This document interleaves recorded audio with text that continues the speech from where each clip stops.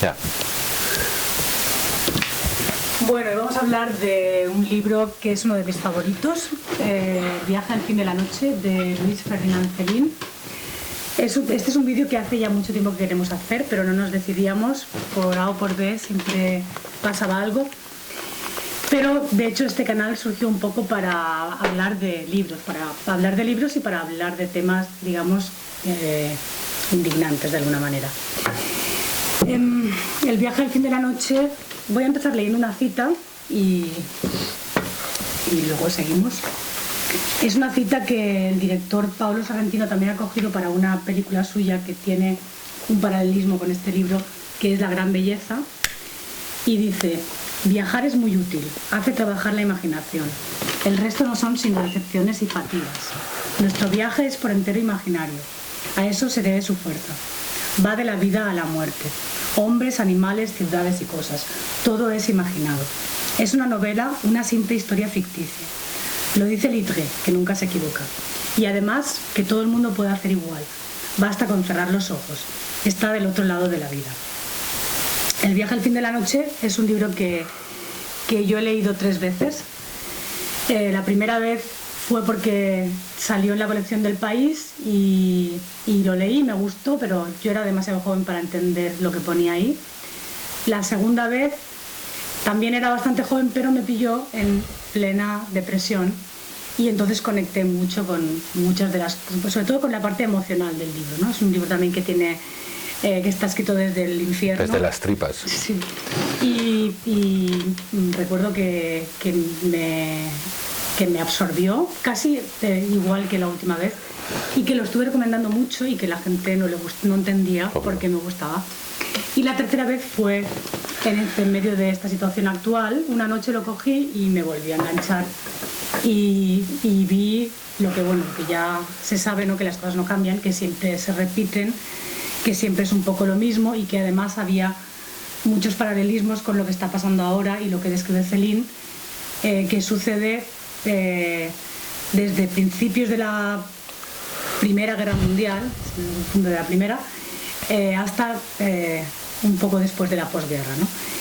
Y bueno, esta es como mi experiencia con el libro. ¿Cómo fue para ti? Lo mío igual, pues, adolescencia, lo vi como un libro de humor de un tío muy cínico, y esta segunda vez obviamente pues lo he entendido ya con casi 50 años, pues en toda su plenitud.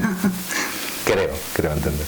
Como un humor, o sea, como que del tema del humor también hemos hablado y tenemos que seguir hablando, pero un humor que también viene de las tripas, ¿no? Un humor que viene...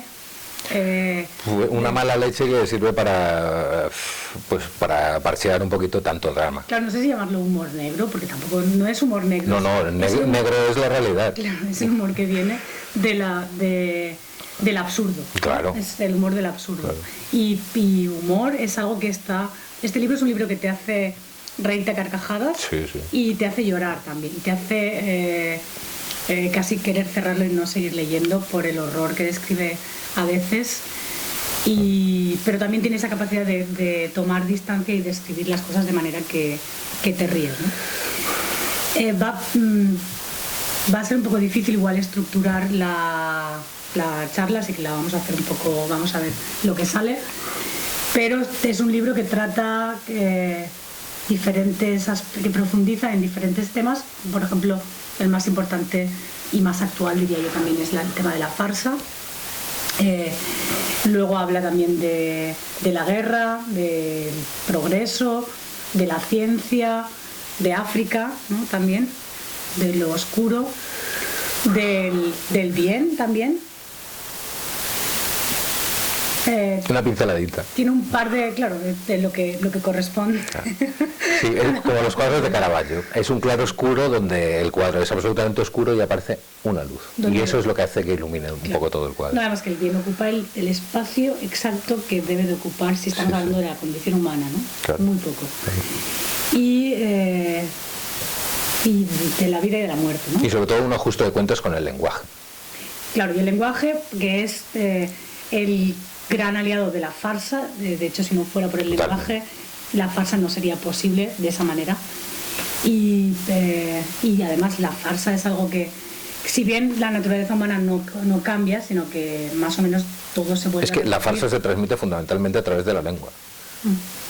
Es eso. Y él lo que hace es un ajuste de cuentas con todos esos conceptos grandilocuentes que han llevado al ser humano a donde estamos. Claro. El progreso, la ciencia, el valor, el patriotismo, la moral. Como dice Celine, a mí la moral de la humanidad me la trae floja. Como a todo el mundo, por otra parte. Efectivamente.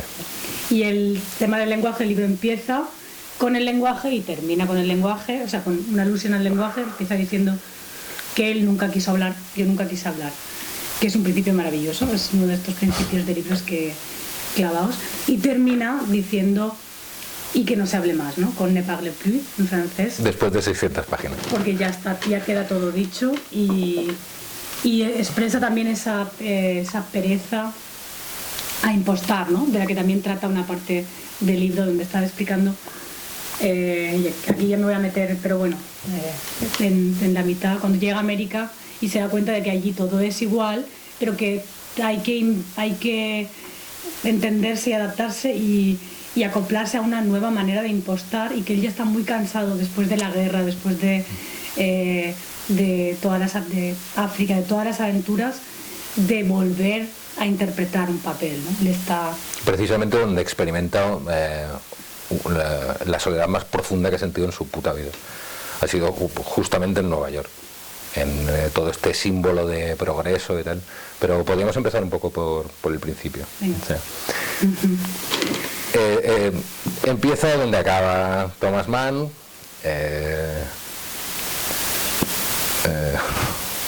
La montaña mágica. Acaba con los personajes que se van hacia la guerra y empieza este libro donde acaba el otro. Qué interesante. O sea, la montaña mágica es como ese agotamiento y ese aburrimiento también, ¿no? Es como esos burgueses que están en el, ¿cómo se llama?, en los sanatorios, dejando pasar como intentando no volver a un mundo ya desmagificado, ¿cómo se diría? Sí, totalmente, claro. Desacralizado y quedan allí en la montaña a la espera, y cuando baja el personaje principal baja para meterse de lleno en la guerra, ¿no? Incluso el lenguaje ya cambia absolutamente, se vuelve un lenguaje absolutamente descarnado.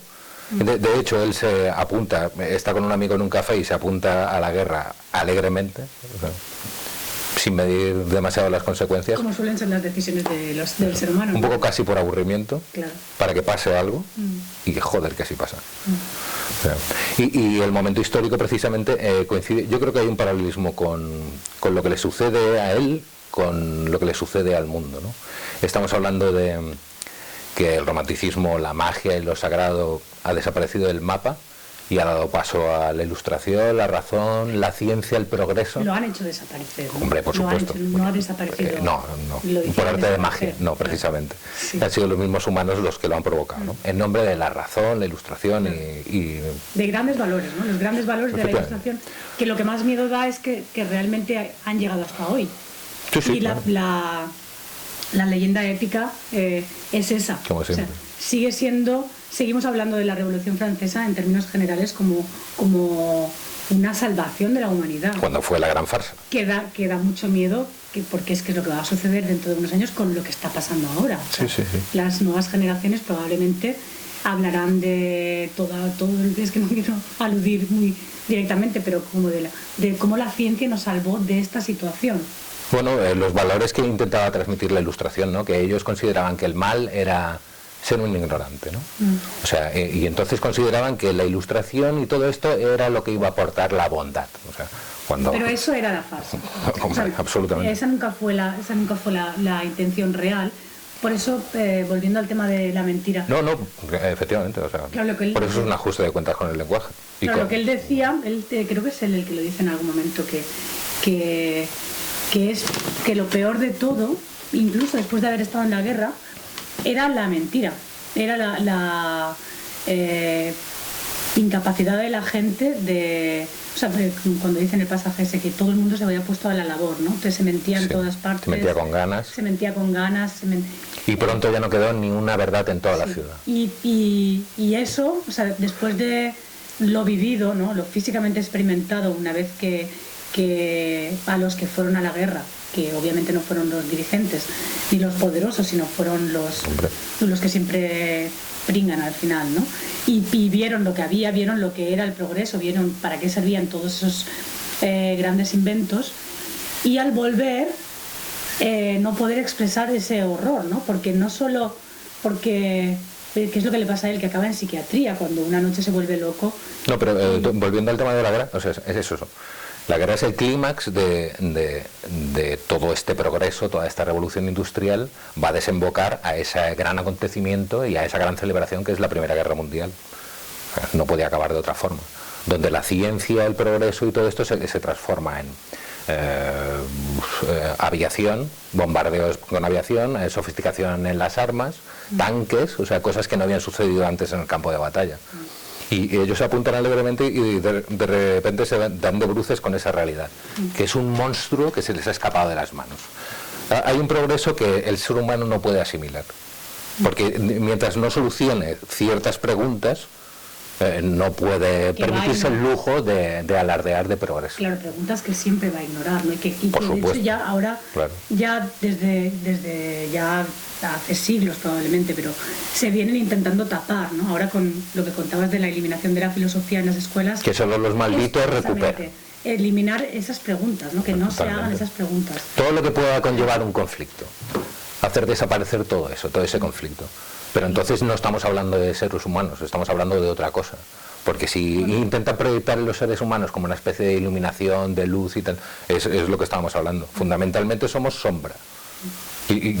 Claro, pero esto siempre ha sido así también, de todo lo que del progreso, que es como todo, quien tendría una parte de luz tan pequeña como el bien en el libro de Felín y otra parte de no asimilable, de absurda, de innecesaria, de deshumanizadora, pero siempre se apunta a esa parte, siempre el lenguaje describe esa pequeña parte de luz, ¿no? Es como la tecnología. Siempre veremos las ventajas de la tecnología, ¿no? Todo lo que nos al revés, lo que se hace es potenciarlo a muerte, o sea, ampliar el foco y convertir esa mínima luz en algo, en una iluminación, y la crítica se convierte en una sombra que hay que desechar. Claro, o sea, lo que hablamos de la educación, del conflicto, No, si erradicamos del lenguaje toda esta parte, entonces desaparecerá. Efectivamente, no desaparece. La brecha está entre el lenguaje y el ser humano, ¿no? Que nuestra parte consciente del cerebro ha tomado, pues, porque es consciente, ¿no? Ha creído que está sola y que puede eliminar todo lo demás y puede hacer desaparecer todo lo negativo simplemente no nombrándolo, ¿no? Sí. Ignorándolo, claro. No hablando de ello. Si no hablo de ello, no existe. Y luego la gente, él termina, después de haber estado en la guerra, creo que es, y claro, porque la Primera Guerra Mundial fue cuando empezaron a generarse estos traumas masivos de gente que había visto pues el horror, descuartizamientos, que había perdido, simplemente el miedo a la muerte constante, ¿no? Durante mucho tiempo. Y también supongo que la incomprensión, el absurdo, o sea que la desmesura, ¿no? De todo. Estás sintiendo en las trincheras matando a gente que no conoces y el cuadro de Autodix. Tienes que estar sintiendo el absurdo y el peligro constantemente. Y él en un momento dado no puede callar y empieza a gritar que estamos en peligro. Es un poco como Don Quijote cuando se enfrenta a los molinos, ¿no? Él está diciendo que estamos en peligro y la gente le está mirando. Y como en ese momento no parece que haya peligro, que como parece que está descontextualizado, le llaman loco, ¿no? Y le meten en el... Incluso su novia de ese momento le llama cobarde. Le empieza a despreciar, ¿no? Le empieza a dar asco porque no es valiente. Sí, de hecho, lo que hace desde un principio es poner en tela de juicio todos esos conceptos. El valor, la ciencia, el progreso, la moral, el patriotismo, lo que hace es desmontar todo este tipo de conceptos desde la primera vagina, vamos. O sea, está acordándome de un cuadro de Otto Dix que se llama Der Krieg, y es un políptico que sí, que es una analogía de la Primera Guerra Mundial, porque él le sucedió lo mismo, se apuntó voluntariamente a la Primera Guerra Mundial, se hizo un autorretrato como Marte, ¿no? O sea, el dios de la guerra. Él se representa a sí mismo lleno de medallas: me voy a la guerra, tengo 19 años, un pringao. Y cuando se da cuenta de lo que ve allí, empieza a pintar, pero de una manera diferente, ¿no? O sea, empieza el expresionismo, pero en su máximo esplendor. Es que es un poco el resultado de todo ese horror. Y entonces, el cuadro es un político que es una analogía de la crucifixión de Grunewald, donde, pues eso, es una crucifixión, y esto es la modernidad de la crucifixión, que es el ser humano entremezclado en un amasijo de hierros. O sea, es destrozado, o sea, apenas reconocible el rostro, como una máquina. De hecho, el mundo se convierte en una máquina, y los hombres se convierten en partes de esa maquinaria. Y está representado en ese tríptico tal cual. Luego él se hace un autorretrato a un lado, casi blanco por la guerra química. O sea, este es el resultado de la ciencia y el progreso. Claro, va por un lado, me estoy acordando del pasaje de, cuando has dicho lo de, bueno, me vienen muchas asociaciones, ¿no?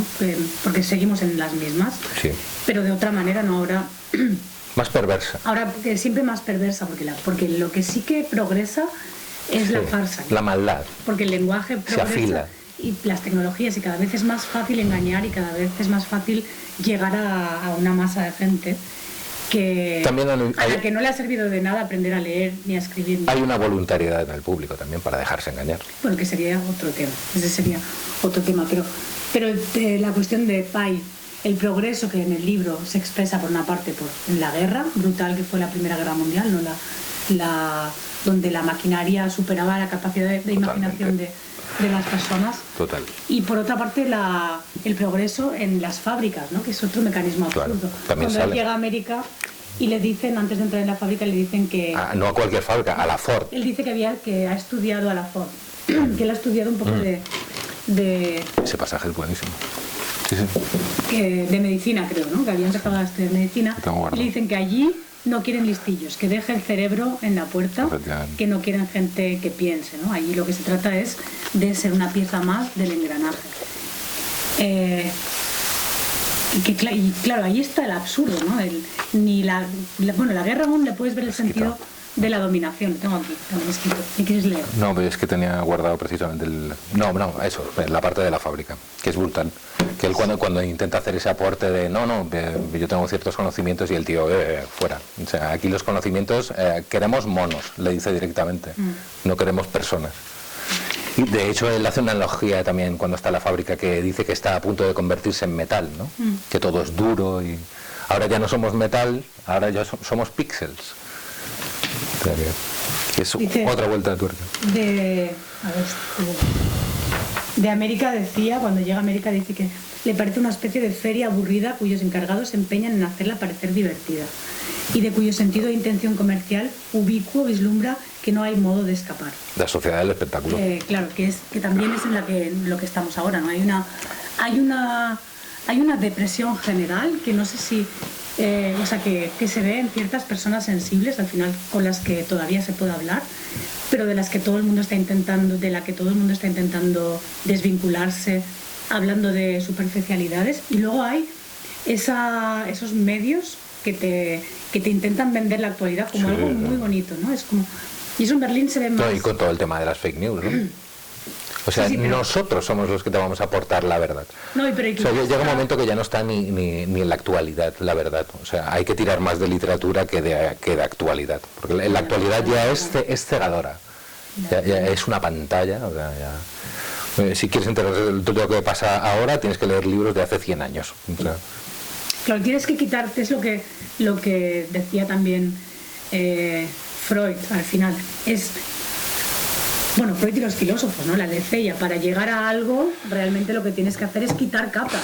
pero cada vez se ponen más capas, cada vez hay más capas sobre lo real.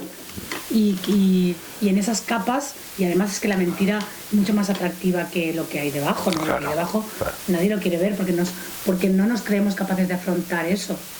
Y entonces es mejor quedarte ahí y vivir tus síntomas como algo que ya se interpretará. Ya se encargará la ciencia de interpretar el lado, o sea, la reacción física que tiene que haber al hecho de estar ignorando. Es la farsa que se acepta colectivamente para que haya paz, ¿no? Pues si no sería un conflicto constante, que lo es, por otra parte. Para que haya paz. El conflicto no acaba de desaparecer nunca, por mucho que se empeñen. Claro, pero haya paz mientras que se quiera que haya paz, ¿no? Porque ahora... Es la paz de los muertos, es una paz de cementerio, o sea, no es una paz real. Sí. ¿Por dónde seguimos? ¿Lenguaje? No, si quieres que lo hagamos de manera cronológica, igual, porque sí. Él cuando estaba en la... No sé cómo llega, cuando termina cuando se marcha a África. Esto ya es casi medio libro. O sea, es que el tema de la guerra abarca mucho manicomio, mucho ingreso, mucho... No, pero el tema de la locura yo lo dejaría para el final, porque el manicomio interesante es el manicomio donde él trabaja al final del libro. O sea, es como aquí él se encuentra con gente, pues eso, que no ha sido capaz de soportar lo que hay y que son considerados casi como los cobardes, ¿no? Los claro, que hay que cuidar y que no son fuertes y valientes y no son héroes para participar, ¿no? Y él sobre la heroicidad también habla, o sea, lo que decías tú de desmitificar los conceptos que también se están utilizando, que son siempre los mismos. Sí, claro. De héroe. El héroe. Que te digo una cosa, me da la sensación que se ha dejado de utilizar, ¿no? Ha caído por su propio peso, ¿no? No lo sé, pero es como cuando empezó todo esto, se empezó a utilizar la palabra héroe para todo. Y estaba en el banco, estaba en los anuncios, estaba en la calle, estaba en... Hombre, porque eran unos estados que habían encarcelado a la sociedad. ¿Qué van a hacer para compensarlos? Pues nominalmente declararlos héroes. Me acuerdo de la frase del presidente español, ¿no? Que dijo... libremente los españoles nos encerramos. O sea, que dices, bueno, esto ya es la tomadura de pelo más grande de la historia de la humanidad, ¿no? O sea, volvemos otra vez al tema del lenguaje. Intentan compensar ese horror de la realidad con un lenguaje edulcoradísimo, o sea, con la farsa, porque no hay otra manera. O sea. Sí, es que él tiene una frase sobre la heroicidad. Sí, pero le da mil vueltas. O sea. Bueno, empieza ya en las 2 primeras páginas, ya hace un alegato contra el patriotismo con su colega hablando en la mesa del café, donde lo deja temblando. O sea, e irónicamente se apunta ahí a la guerra por aburrimiento. Bueno, lo que viene a decir de la heroicidad es que los únicos que son capaces de creerse la poesía heroica, que hoy ya ni siquiera es poesía, sino que es claro. Que son eslogans, ¿no? Sí. Que vamos a poner en todos los aspectos. Sí, es la publicidad. Sí, es que ya ni siquiera es en forma de poema épico, que los únicos que son capaces de creerse eso son, por una parte, los que no han participado, ¿no?, en la guerra, sí, claro. Y por otra parte los que le sacan partido, que esos están totalmente metidos en ese lenguaje, ¿no? Pero casi más interesante me parecen el público, ¿no?, los que son declarados héroes, y lo que yo pensaba que es muy descorazonador pensar que ni siquiera habiendo estado en la guerra, viendo el absurdo de la muerte, de exponer tu vida para la patria, para conceptos tan abstractos, ni siquiera se es capaz de ponerlo en cuestión, ¿no?, de alguna manera. ¿Cómo se va a poner en cuestión algo tanto más sutil como lo que está pasando ahora, ¿no? ¿Cómo va a ser alguien capaz de ver la farsa y de expresarla en algo tan sutil como es ahora, si ni siquiera, o sea, si ya venimos de algo mucho peor y ya nos ha sido, no es la intensidad, ¿no? Es como, no es la intensidad de la realidad, de la discrepancia entre lo que vives y lo que te dicen. No hay esperanza, no hay manera, no hay. Esto va a pasar a la historia también, este episodio actual. De hecho, él se pone también a jugar al tema de la mentira, ¿no? O sea, Bueno, perdona, te he interrumpido. No digo que si ya... Es que esto no sé si lo hemos dicho antes o ahora, pero da igual que... Bueno,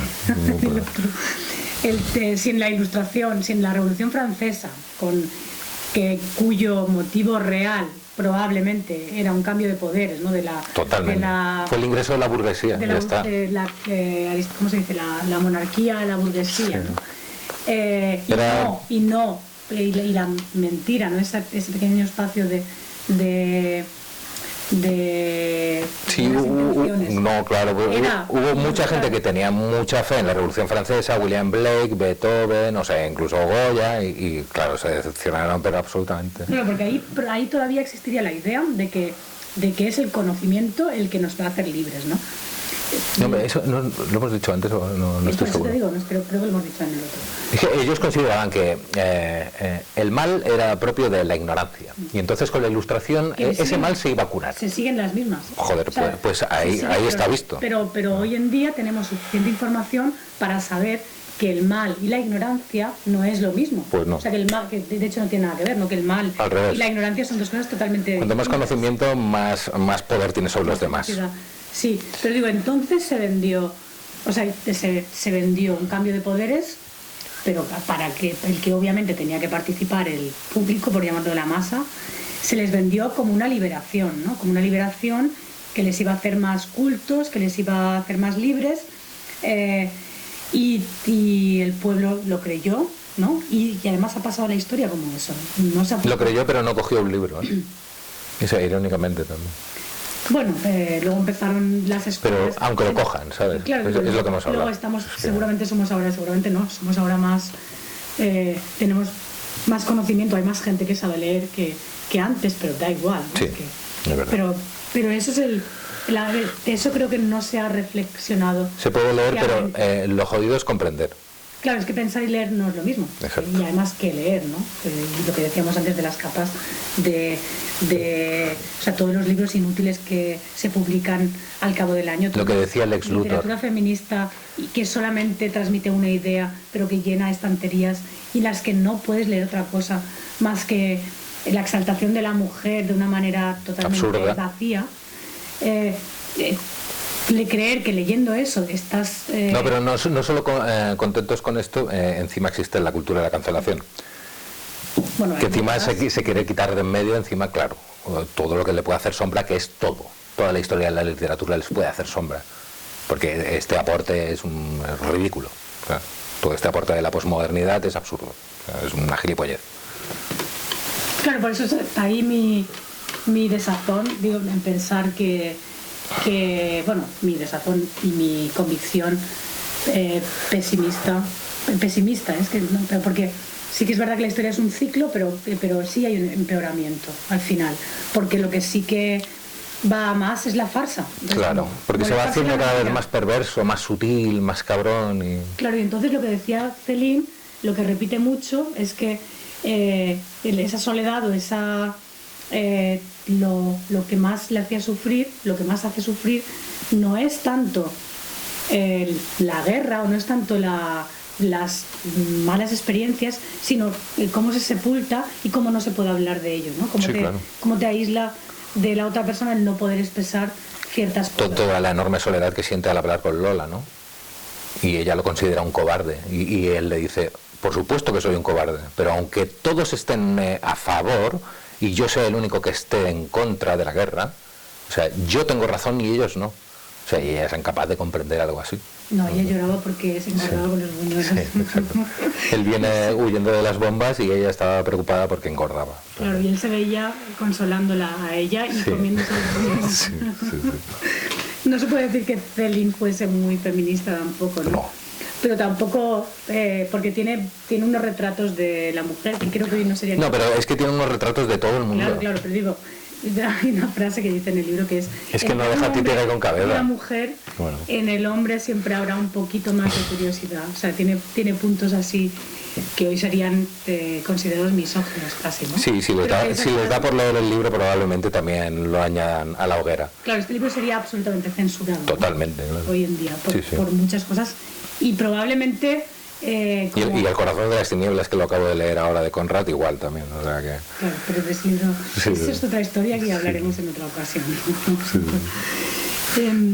Pero eso, él hace que retratos femeninos como masculinos devastadores, ¿no? Totalmente, Y descarnado. Y claro, hay que... Él retrata sin máscara. Y el primero que retrata sin máscara es a sí mismo. Porque me estaba acordando ahora de la escena esa que tienen cuando están ingresados en el manicomio, él y el colega, y hay público que se dedica a ir a verlos, ¿no? A los héroes de guerra y ellos empiezan a tirarse el rollo y a ver quién la cuenta más gorda, ¿no? A ver quién cuenta la mentira más gorda, y hacen competiciones el uno con el otro y tal, y el público llorando, aplaudiendo, todos exaltados. Es maravilloso. Y ellos son muy conscientes de que son unos farsantes de la hostia. Pero y eso también ha pasado ahora. Yo no lo veo mucho en la tele, pero porque no vemos la tele. Afortunadamente. Pero en la literatura sí que se ha aprovechado mucho esta situación para escribir libros desde la heroicidad, sí, ¿no? claro. Desde a cada cual más desde chorra. La primera línea. O sea, cómics. Mucho oportunismo, ¿no? Es lo mismo que escribía Céline. Totalmente. De voy a contar la historia con una epicidad para ser aclamado. Se ha hecho con la literatura en ciertos libros, porque ha habido diferentes tipos de libros, pero ha habido mucho de esta literatura oportunista, y es que da bastante rabia porque luego se ha llamado oportunistas a otro tipo de personas, ¿no? Sí, claro. Pero esto es el oportunismo, aprovecharte de una situación donde todo el mundo está como que no sabe muy bien qué está pasando para absorber todos esos elogios que se están haciendo a ciertos sectores de la sociedad, y desde ahí proclamarte tú mismo un héroe, ¿no? O sea, parece, y esto y la autoproclamación de ser una buena persona, que ya me parece el colmo de la locura, ¿verdad? Claro, y ahí el tema del bien y el mal es un tema que me interesa mucho, porque también es que hay un pasaje cuando él está está en África, ¿está en África? Sí, está en África. Y tiene un compañero después del manicomio. Sí, él está en África. Comparte una choza. Bueno, la travesía en el barco es hay que hablar de eso también. Porque es el individuo contra la masa. Bueno, al revés. La masa contra el individuo por la cara. Claro. ¿Quieres que hagamos una pausa en un momento y volvamos a ver? No, de momento no. Vamos a ver un poquito. Pues el tema del bien, ¿no? Porque es un libro muy completo que toca todo tipo de temas, y también habla del bien, y no sé si me repito, pero creo que lo hemos dicho antes, ¿no? Que el bien ocupa un espacio muy pequeño. Él tiene como dos alusiones a lo que considera una persona buena, ¿no? O sea, hay dos personas, como Alcín, el compañero que se encuentra en África, y Molly, una puta con la que se lía. La americana. Sí, con la última, ¿no? Que es donde ya perdió toda esperanza con las mujeres, y justamente cuando ya solo sabe... De hecho, él se aleja porque no le quiere hacer daño, pues es incapaz de amar. O sea, claro. Porque ha conocido antes a tantas mujeres que se han aprovechado del que... Él está roto, es una persona rota. Claro, él dice, yo la amaba, pero amaba aún mucho más mis ganas de escapar. Él está en una profunda depresión que le hace ser un lúcido. Entonces ve el mundo tal como es. Y encima vive en un momento histórico donde hay una analogía del mundo con él mismo, ¿no? Sí, pero bueno. En el que desaparece lo sagrado, lo espiritual del mundo y tal. Y el mundo está como él, vacío. Finge que es un médico de verdad, pero finge por ahí que se levanta, que va a trabajar, que hace sus cosas y tal, pero por dentro está destruido, o sea, está vacío. La mayoría de la gente, exacto. La mayoría de las ocasiones. Pues esto es. Esa es la vida, un fingimiento al final. Y luego habla de... Es que el tema del bien me interesa también porque, de nuevo, haciendo un paralelismo actual con algo difícil de soportar, que debe de estar generándome una úlcera, cuando lo que decías tú de la gente que se autoproclama buena persona por no hacer nada, porque además fue uno de los mantras más repetidos, no hagas nada y serás buena persona, mi viñeta, estarás salvando vidas, el del héroe. Claro, y aquí Céline habla de un compañero de una choza africana, donde él descubre una cajita, y en esa cajita hay una foto de una niña. Y entonces el Alcín se la quiere quitar, pero ya dice, bueno, ya la has visto, entonces le empieza a contar la historia de que él está mandando todo su dinero a las monjitas de un orfanato para que se ocupen de la educación de una sobrina que se quedó huérfana, y todo lo que él gana lo manda para allá. Ahí se conmueve. Claro, es que lo voy a leer porque este es un pasaje Sí. que me encanta. Él dice, entonces esto, la cuestión es que él se lo encuentra y esta persona no era especialmente buena persona. No, era un hijo de puta. O sea, sí. Que dice que además De eso se trata. estaba explotando a los que tenía como muy guardado su bondad. O sea, de hecho no quería hacer alarde del asunto, o sea, para nada. ¿Para qué? ¿Para que se riesen de él o para saber? Claro, y es que el tema es que no existen los buenos, ¿no? No, claro que no. Somos todos malos. Y menos cuando se exhiben con una foto, con un talón gigante. Claro, no existen los buenos, existen los buenos actos. Y esto, y además, son actos que tienen que ser secretos. No se Fundamentalmente. Es que si no lo es, si hay... Si no, es una farsa. Es una farsa. Claro, ya es otra cosa. Total, que él se encuentra la cajita y le cuenta que es la historia, y a él empieza a entrar una especie de vergüenza de estar delante de una persona así, porque de repente uno sabe lo miserable que es. Sí, es que esto me ha pasado con una persona últimamente, ¿no? Que te están contando algo que es un acto de bondad sin ser conscientes de ello. Y tú piensas, yo sería incapaz. Y claro, y tú pensar, yo soy un cabrón. Sí. Yo soy mala persona porque yo creo que yo no he hecho, yo no he hecho algo así nunca, y te da vergüenza. O sea, y la persona que lo está contando... nunca, no se sabe, ¿eh? Igual eres tan inconsciente a la hora de hacerlo, ¿sabes? Claro. No, ya, pero por eso la autenticidad del asunto. El bien siempre es secreto. Siempre, claro, y ese es el punto. La gente que está alardeando de buena persona... Es mentira. No, es mentira. Y él dice, evidentemente Alcín evolucionaba en lo sublime con facilidad, y por así decir, con familiaridad. Tuteaba a los ángeles aquel muchacho, y parecía una mosquita muerta. Había ofrecido, casi sin darse cuenta, a una niña vagamente emparentada, años de tortura, la aniquilación de su pobre vida, sin otro interés que el de su buen corazón. Ofrecía a aquella niña lejana ternura suficiente para rehacer un mundo entero, y era algo que no se veía. Eso es el bien, ¿no? Es claro. Tanta filosofía alrededor del bien, y en realidad son pequeños actos. Sobre la filosofía también tiene un palito. Sí. Y eso, son dos pasajes, es este, y luego cuando habla de Molly, que dice que